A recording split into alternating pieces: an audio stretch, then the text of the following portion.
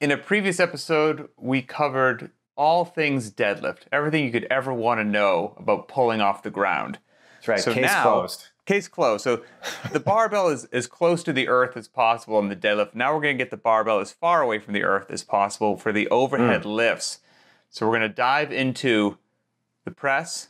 By that we mean the shoulder press, the push press, the push jerk, and the split jerk. And when I think of these lifts, I think a few people better than you because each one of those is more requiring, more demanding of flexibility and technique, of which you have in spades. Yeah, I would say that, in jest, I've referred to both the push press and the push jerk as the skinny guy's secret weapon. As a resident skinny guy, I can do okay if you let me get my hips involved. I can hang with the big boys a little bit more than I would be otherwise.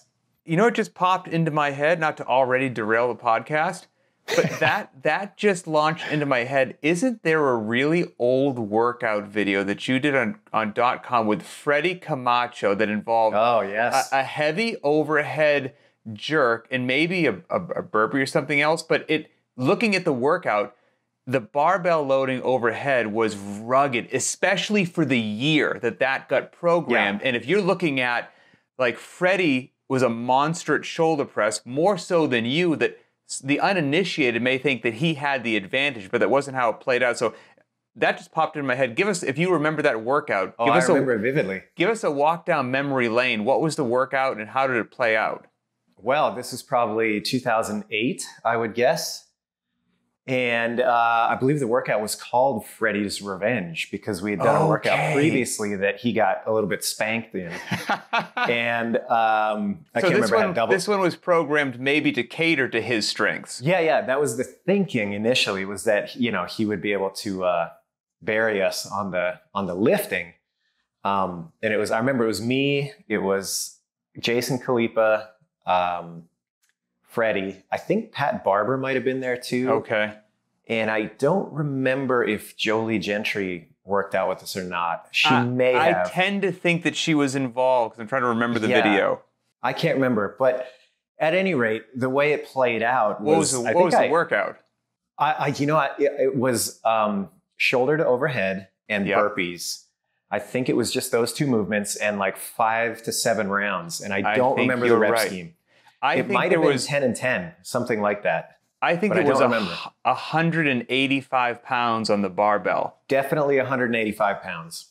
100% remember that. And, in 2008, that was some big boy weights. I mean, it still is. It's heavy. Right. Well, and I did okay. Well over your body weight. Yeah. I've been a cool 165 like forever, and it never really changes much. And I think I got second right behind Khalipa in that one. Yeah, so and I think what was interesting. I was in my prime, Pat. Yes, true, but also again, leading back to what we're going to chat about today, what you potentially did not have in old school exercise science contractile potential in your muscles, you did have in the productive application of force, with your technique dependent. And that allowed you, since it was a shoulder to overhead and not a shoulder press, it allowed you to use beautiful core to extremity movement, use some big muscles to move that weight and, march into victory. Because Freddie was always one of those guys who had a monster shoulder press, correct? Absolutely, yeah. Very strong guy overall. Yeah. Still is, I believe.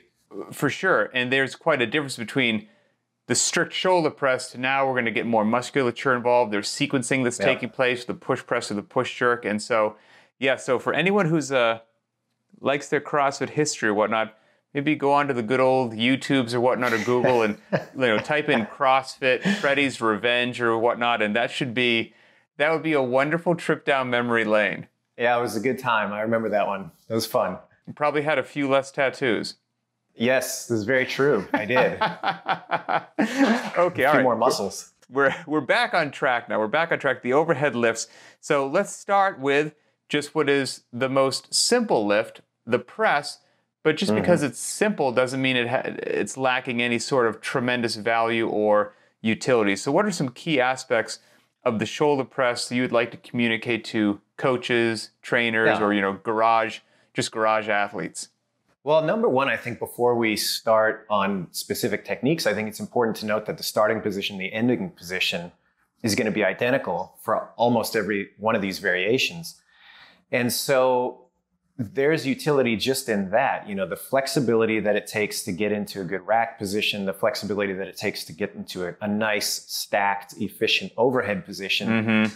That's a huge benefit, regardless of the technique that you choose to get there. Now, obviously, it's going to be a little bit easier to land the plane, so to speak, when you're not worrying about so many technical complexities, or you're not trying to get there immediately. Right. So starting with a less aggressive, less technical lift allows you to develop those positions a little bit easier, in my opinion. So right away, the press offers that kind of utility. You can really start to develop the positions and get comfortable with them before you have to land on there, on a dime, so to speak. So that's number one. Number two, I think, is the obvious, which is the strength that you'll develop with a stricter movement like the press is going to be unparalleled. You'll develop a different level of upper body strength than you will once you start getting the hips involved. So if you're looking to really shore up any weakness in the shoulder girdle or just your upper body in general, especially upper body pushing strength, the press is going to have a huge, it should occupy a huge part of your toolkit, put it that way.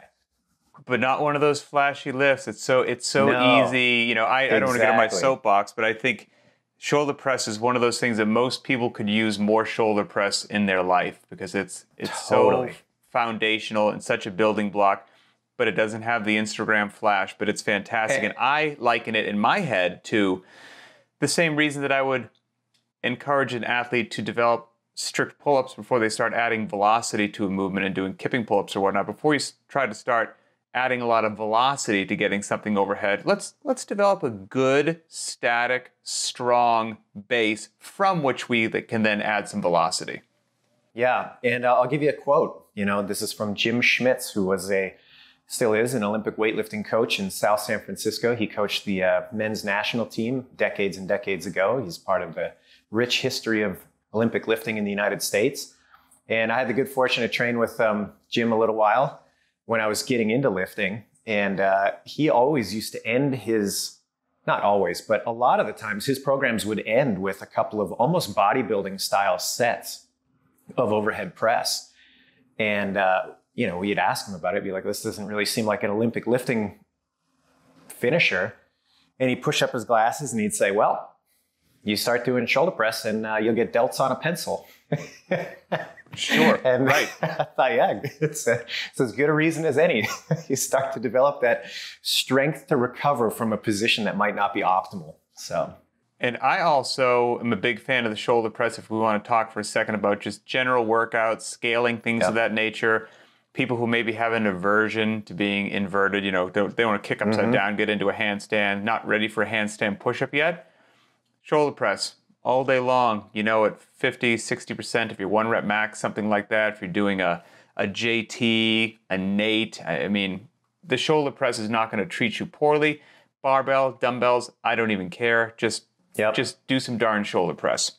Yeah, absolutely. And do them right. Get to the right position, full range of motion, no half reps above the head. Do them right. And now we could also say, you mentioned how for the press, that the start position and the finish position will be the same as we continue down this progression. Yep. I would say something interesting as well is that you could say that it's a head to toe lift, even the strict shoulder press. Absolutely. From the bottoms of your feet to the tips of your fingers at the top of the lift, everything is tight and engaged, even if it's not moving, if it's playing more of an isometric role. So all of the same musculature will be involved in all of these movements, but they will play a little bit of a different role. The abdominals, the spinal erectors, well, they'll stay largely in a stabilization role as we continue down this progression right here. But something such as the legs right now, the lower body and the shoulder press anyway, don't think that your glutes and your hamstrings and your quads aren't engaged in a shoulder press. Those are under tension, rigid, driving down through the floor so that base of support is as rock solid as possible. So while they play a static role in the press, everything in the lower body will just become more dynamic as we get down the road. But they're still along right now, even in the shoulder press. Yeah, absolutely. In the same way that the coordination for, you mentioned an inverted movement like a handstand or a handstand push-up. When you're developing a strict handstand push-up, it's not going to go well if you've forgotten about what your legs are doing while you're trying to press back out to extension. It's the same thing in the press.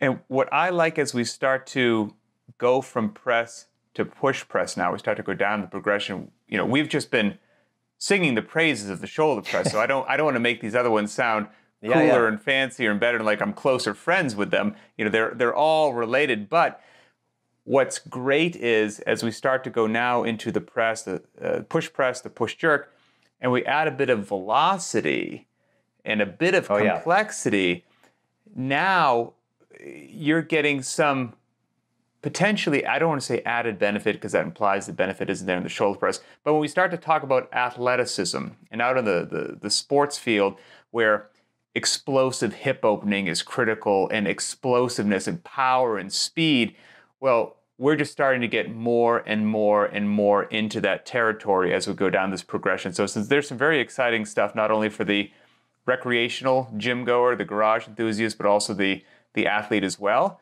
you'll be happy. So now we take the shoulder press, and what changes now moving to the push press? Why not just stick with the darn shoulder press for the rest of your life? Yeah, great call. And I mean, you certainly could, and just keep working those cannonball delts. You could be a happy, happy specimen. Dan Bailey. But yeah, exactly. It's interesting because I think this is the dividing line in my mind, where you start to have the average gym goer who's just following a bodybuilding style routine. They immediately, upon seeing something like a push press or a jerk, don't usually have a frame of reference for it. And then they start to criticize something that they don't fully understand. So absolutely, when that was me. The push press, that was me, by the way, for my previous CrossFit days, for sure. So the push press and the push jerk both are going to capitalize on the hips and legs, creating the initial momentum on the bar that drives it up. So you're going to dip, you're going to drive with the hips and legs with the goal of launching the bar off of your chest and getting it started in the upward motion. In the push press, once your hips and legs are straight again, you're going to keep them straight and you're going to follow through with the arms. So it's really just a down and up to finish. Mm-hmm.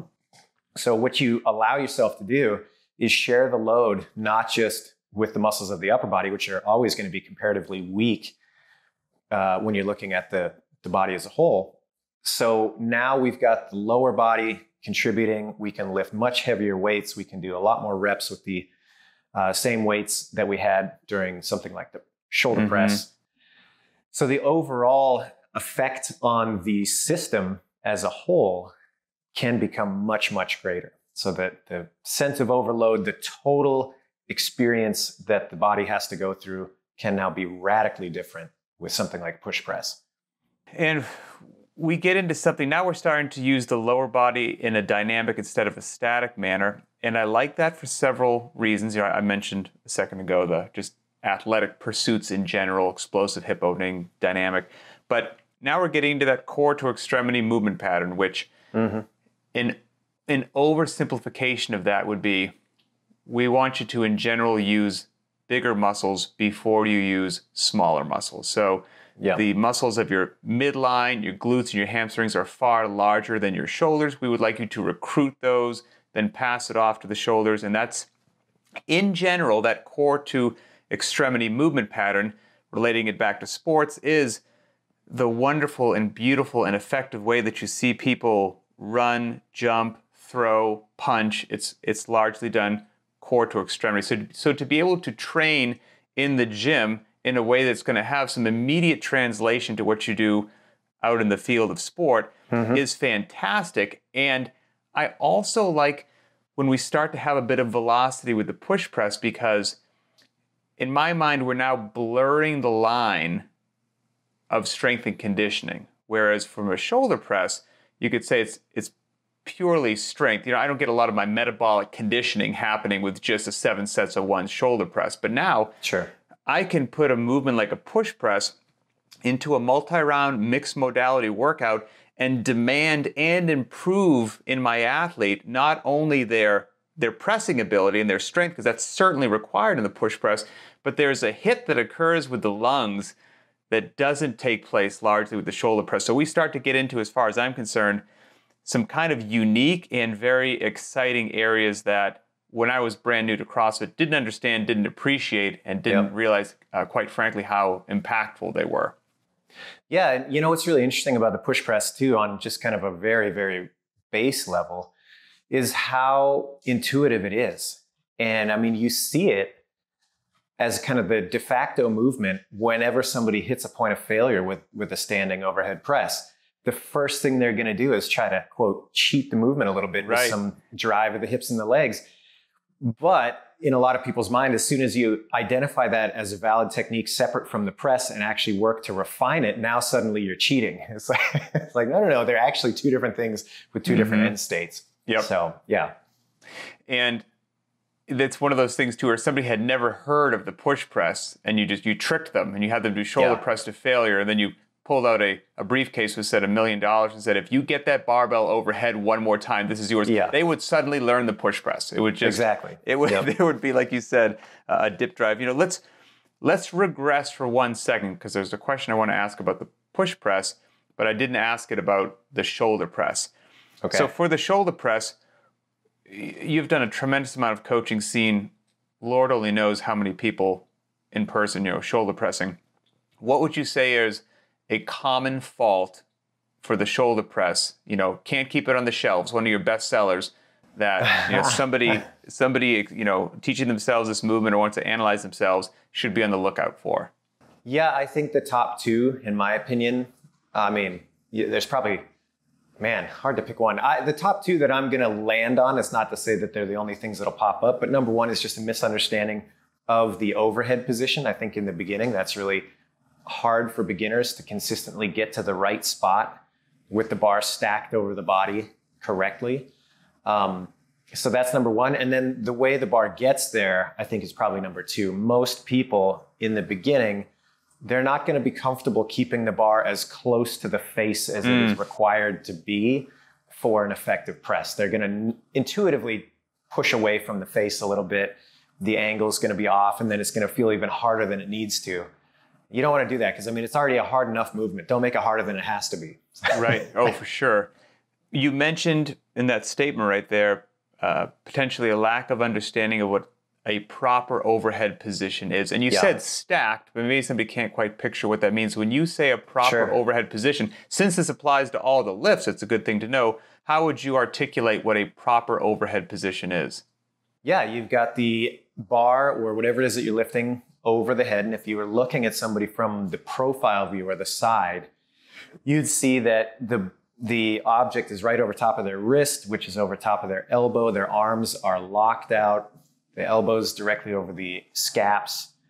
And then we've got shoulder, hip, knee, and ankle lined up. So it's this nice kind of dividing line from object overhead right into the floor, balanced nicely over the athlete's body. And if most people in the beginning are going to want to have that bar a little bit more forward than it needs to be. Okay. Trying to hold it up with the delts as opposed to supporting it on the upper back as kind of a shelf.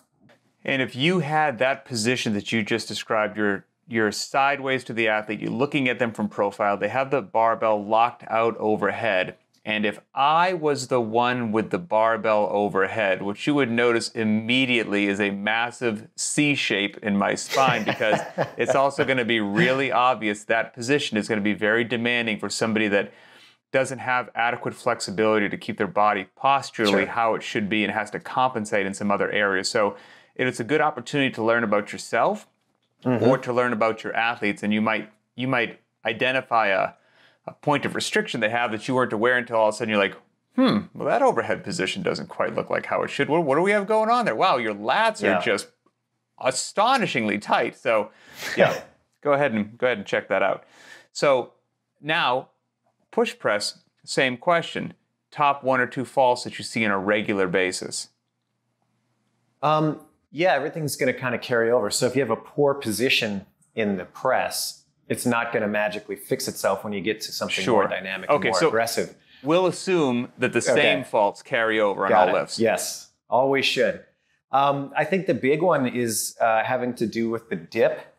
So the dip a lot of times is going to be misunderstood. People are going to dip in a way that really drives their knees forward and tucks their pelvis underneath, which is a relatively weaker movement because you're not drawing on the full complement of muscles of the lower body. You're mostly pushing that job off to the quads only.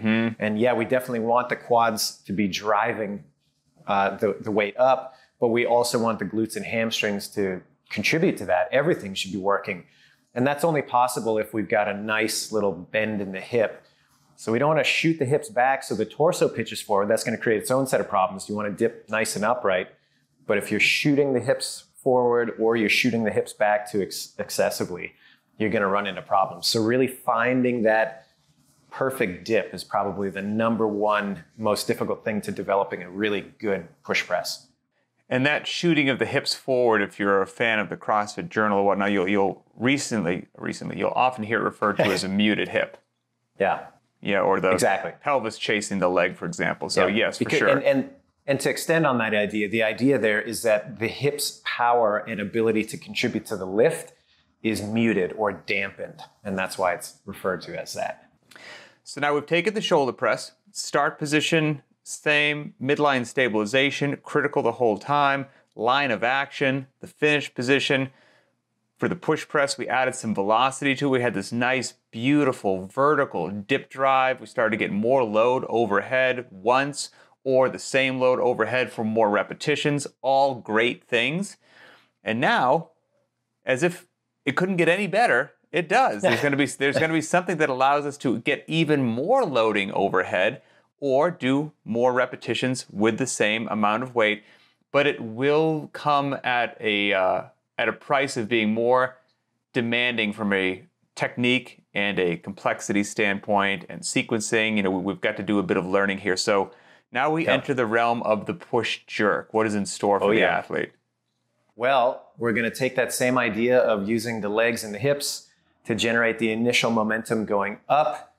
And then the concept is, as soon as that bar is on its way up, it's got momentum. It's going to keep going up for some time. While it is going up, you're going to simultaneously start dropping under by letting the hips and legs flex and punching your arms out to extension. So what you've got is this kind of weightless effect. Of course, you're not actually weightless, but in effect, with that opposing motion, the bar is going up and you're going down, you don't really have to do much with the upper body to lock the load out. Once it's in the locked out position, then you're going to stand it up with the hips and legs exclusively. So another way to think about it is that we've got this inverse relationship between the lifts, where on the press, it's almost primarily an upper body lift with obviously the support of the rest of the body keeping you stable. But as you go further along this trajectory of complexity and dynamism from push press to push jerk, the amount of effort that the upper body has to put into the bar to be successful is going to diminish, and the amount of hip involvement and leg involvement is going to increase. So you got this kind of cross action going on there too. And for reference, see Freddy's Revenge. See Freddy's Revenge. That's right. Case closed. Yes. I mean, that is exactly what we're talking about here is I don't want to call anything about your shoulder press, anything less than complimentary, but the ability to recruit these strong, much more powerful lower extremities to amplify what your upper body does or does not have over and over again. You will see it in application. And getting back to what we spoke of at the beginning of core to extremity movement patterns, as we move from press to push jerk, those neurological components are demanded greatly, the coordination, accuracy, agility, and balance, and all of that stuff, if you will, that seems hard to learn at first. Why am I doing this? It's giving me a headache. I'm not progressing as quickly as I will. Well, the payoff is worth it, not only in the gym with the barbell and your strength and conditioning, whatever it happens to be, but everything about your just everyday life or your performance on the athletic field will be improved by you becoming more technically proficient, more explosive, and able to recruit and use what you already have in a more efficient way. Everything will be better, so stick with it. In a coordinated effort, right? Like it's no good yes. to have a collection of body parts that can't work together. That's nobody's impressed with that when you actually have to do something in the world. When you're like, well, my arm on its own is insanely strong, but I cannot coordinate that into something else. Nobody cares. And so it's the same thing here. You're teaching that those body parts to work together in a coordinated fashion. So yeah, hugely athletic. And one more thing I'll say about the jerk, and this is where I think a lot of people in the beginning have a hard time. I like to zoom out and think about the big picture and kind of broad application. This movement concept is the same in every Olympic lift. So I'm trying to get the bar to go up using the biggest muscles possible. Once the bar is going up and it's got some momentum, meaning it's going to take a while for it to stop going up and return and come back down, I'm going to use that opportunity for my smaller muscles to sneak me under the bar. And then once I've snuck under the bar, I'm going to stand up again using the larger muscles of my body. And that's true. You see exactly the same thing, obviously, with different sequencing and musculature and positioning in the clean and the snatch. But that's the concept. I try to get this thing going up as hard as I can using the biggest muscles possible to afford myself an opportunity to get underneath it and then stand it up. I think people miss that. They don't connect that because they look so different in the beginning. They're like, what does a snatch have to do with the jerk? What does a jerk have to do with the clean? They're like, well, conceptually, if you boil it down, they're the same. They're all interconnected. Yeah. I personally think somebody who performs the push jerk well, I think it is one of the most beautiful movements on the face of the earth. From the sequencing, receiving it in a solid position, it is, it's so demanding of flexibility too that I find it gorgeous because it's so challenging for me that I have such an appreciation for people who do it well. And it captures my attention and awe much more so than the split jerk. No, nothing against the split jerk, nothing against it. But when I see somebody receive a deep, low push jerk, I'm like, oh man, like it's just cool as far as I'm concerned. Yeah, well, if you think about it, the requirements are basically like a narrow grip, often narrow stance overhead squat with a big weight. So the demands there are pretty huge. It speaks, without knowing a whole lot of other things about the person, it speaks to their capacity in just one movement. It's pretty amazing. So I mentioned the split jerk. So let's touch on that for a second because there is another way to get maybe what people would say the most load that most people will get overhead is not through the push jerk. It's going to be the split jerk. Yet, we frequently see the push jerk embraced more often than we do the split jerk when it comes to CrossFit and workouts and whatnot. So we'll get to why that is or why it isn't. But what is the split jerk and how do we differentiate it a bit from the push jerk? So this is where I think people start to get, again, a little bit fuzzy in their thinking about these lifts. A lot of times people will view the split jerk and the push jerk as completely different movements. And again, if you're going to be a purist about weightlifting, well, obviously you're going to have to be a lot more technical and pay a little bit more attention to detail if that's all that you want to get. But as generalists, I think it's important to think about the broad application. And so again, broadly, the dip that you do to load your hips and legs and the drive that you do to make the bar go up will be identical in both of these. The only thing that changes now is the footwork. And so conceptually, I'm still trying to use that opportunity to sneak under the weight. I'm just going to do it in a slightly different way. Instead of using a little mini squat to lock out my arms and then stand up with the weight, I'm going to lower my center of mass by letting my legs widen, which is going to naturally drop me underneath. And the advantage there for a lot of people is that it allows the torso to remain completely upright. I've taken a little bit of the flexibility demands out of the lift that you're going to see when you do something like a really deep split jerk. In the push jerk. In the push jerk, no matter how good your jerk is, typically you're going to see the torso lean forward slightly when you get into that little let's call it a baby overhead squat receiving position. Mm-hmm. And that's going to put a lot more demand on the upper back and shoulders specifically when you're talking about the flexibility required to do it. So if you can eliminate that by keeping the torso a little bit more upright and just letting the legs open up to allow the drop, the position can be a big advantage, especially if somebody's not quite as flexible as, you know, their friend down the road or whatever.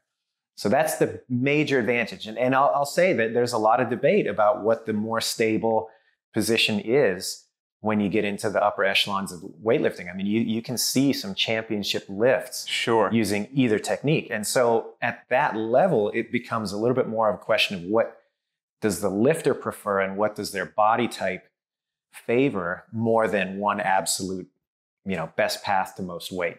Because you'll routinely hear that the split jerk offers you a larger base of support. And therefore, if you have a larger base of support, you maybe have a little more, I don't want to say room for error because you don't want to make an error with a big weight overhead, but it's a little more forgiving. Maybe that's a better way to say that. It can be a bit more forgiving than the push jerk, and probably related to what you just said of, well, there's less demands of flexibility. The torso angle is a little bit different, and those things with the split stance might be why some folks find it more forgiving as well. Absolutely. Yep. So is there, in your opinion, a reason why it seems to be that the push jerk is favored in a lot of CrossFit workouts versus the split jerk? Yeah, for sure. Yep. And that's going to boil down to just the ability to cycle it faster. When your feet are, you know, staying in a relatively similar position during the push jerk, you know, and with a weight that's not a max effort, a lot of times you can get away with a technique that you don't really have to move them at all. So because of that, you can get a lot more repetitions done in a much faster time frame. And so for a workout that's more geared towards conditioning or repetitions or accumulating reps or whatever, you're going to have a big advantage there. You're not going to have to take these big movements every rep to try to finish the weight. So for that reason, you're going to see that pop up a lot more frequently when you're getting into, you know, a mixed mode CrossFit workout. And if you're a fan of going back and diving into some old journals, which I recommend everybody does, there's just some gems in there. There's an article entitled Shoulder Press, Push Jerk, the Overhead Lifts. I think I remember this one. The Overhead Lift, and it was written in January 2003. So if you want to go back and dive through that, it's short. It's maybe 3 or 4 pages, but it's great. It's just a bunch of pertinent information, and you will benefit from it. And in that article, it says, and this is something we would reference frequently back when I used to do the level 1s, and I don't know if they do anymore, you can let me know. But we used to say to kind of get the impact of these lifts and the benefit across to the audience, we would say, look, whatever you shoulder press, in general, you can add about 30% of that. If you're technically proficient, add about 30% of that, and that's maybe what you can 1 rep push press, and then you add 30% to that, and again, based upon your ability to be a technician, you could add about 30% to your push press, and that would be your push jerk number. So what that would come out to, in case the numbers don't make sense, let's say that somebody shoulder pressed 100 pounds. That was their 1 rep max. Well, by that math, it's general. You could push press maybe about 130, and your push jerk might be in the neighborhood of 170. Thoughts on that rough number from what lives in textbooks to what you've seen in coaching and working with athletes? Yeah, I think that if you're looking at just the kind of raw differences between them, I think that still holds up. I think where people, they want to take that and use it as an absolute or some sort of marker for progress, that if they're not 30% more proficient, I guess we could say, with one lift versus the other, that they're somehow lagging behind or whatever. And that is not the intent of that. I think it was more illustrative to show the power of these techniques, not to say that this is something that's aspirational. Because what I've seen over the years is that most people, when they get good at the push press and good at the push jerk, yes, there's going to be a difference, but it's not going to be nearly as wide as a 30% increase. In the beginning, sure. But I don't think that holds. Point being, work them all. Yeah, exactly. And take that for what it is. It's illustrative of the advantage that you get when you start using the hips and legs more and more and more. So unless you feel like we've neglected anything, I've got one more just question or topic that we could end on. But again, anything else that we should mention before we get out of here? No, I mean, the one thing is, I'll tell you, there's some obscure overhead lifts out there that are fun to mess around with. Like the bent press is one that nobody really gives a lot of love to. And it's admittedly, it was a circus lift, like it was an old time strongman lift that they used to use. But it's interesting because it uses the same basic idea of moving your body away from the weight until you can get lockout and then standing it up. And so it's fun when you kind of take a look at some of these things and you start to notice the similarities between these techniques, even though they're very, very different. So it's a slower, smoother lift, but it's still using the same idea of your torso is going to bend away from the weight as the weight basically remains in a static position, which allows you to straighten the arm and then stand it up. So it's kind of interesting. But Very just something cool, something to dive into if you've got some free time. And you're interested in like the history of physical culture. It's a really cool kind of footnote. And obviously, everything that we've chatted about today, you just don't have to do it with a barbell. Yeah, absolutely. Yeah, there's a ton of utility. And I would say, I mean, if you want to develop the positions to a high degree of confidence, using a dumbbell is a great way to do it because you're going to know right away if one side is a little bit more confident than the other or a little bit more flexible than the other. I mean, it's a great way to do it. So yeah, mess around with that. It can shed some light on some weak links that you might not have considered. In closing, this is the last thing that I'll mention. So I referenced the CrossFit Journal article that everybody may want to check out entitled The Overhead Lifts back in January 2003, written by Greg Glassman. And in that, I'm going to paraphrase. I'm not going to get Greg's words exactly right, but the paraphrasing is that, a lot of people in popular culture may look to the bench press as the undisputed king of the upper body presses, period, end of story. But that is not giving some of these overhead lifts that we just mentioned the credit that they deserve, and it doesn't recognize the fact that they might take that crown from the bench press just based upon everything that we've chatted about. And that is not to say that the bench press isn't a great lift, it doesn't have utility, but if we're looking to put a crown somewhere, where do you put that crown? Oh man, I mean, if you're asking me to choose, gun to my head, I would probably land on the push press, to be honest. I think it's a nice blend of upper body strength, but still that coordinated effort. You get a ton of load. And I think the argument that a lot of people are going to make with the bench press, which is true, is that it offers a really, really sound way to load the upper body heavily.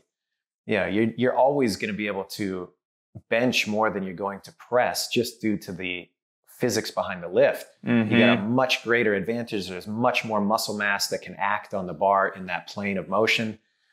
And for that reason, it's a great developmental exercise.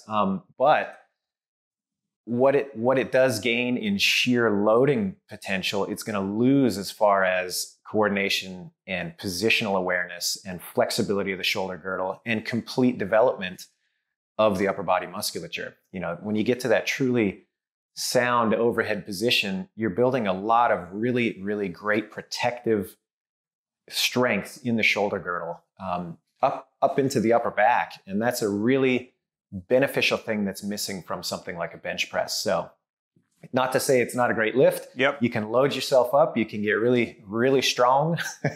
Oh yeah. You should be benching. I mean, I don't think that's even an argument that, you should bench, throw it in the mix once in a while. But if I had to pick one, I'm landing on the push press. That's my favorite. I think you made a robust case for that. I was going to simplify it. I would pick the overhead lifts instead of the bench, but you picked a specific one. It was great. That was absolutely fantastic. I can't follow that up. It was great. So I hope everybody. I thought I had to pick one. I'm glad you thought that. I hope everybody benefited from this. So we've covered the deads. We've covered the overhead lifts. I don't want to promise anything, but I'm sure we'll get around to the squats eventually. I hope everybody's enjoying these and finding them educational. And as always, if you're listening to them in a pure audio podcast format, of course, thank you. But we encourage everybody to go over to the btwb YouTube channel, find this particular episode, find the video, and in the comments, write down what you love. What did you hate? Do you have a new topic that we should talk about? Did we forget something really important about one of these lifts? Or do you have a stronger case for the bench press? You think Boz is crazy? We want to hear all of those things. We pay attention to them. They help drive the content. So for Adrian Bosman, I'm Pat Sherwood, and we will see you next time.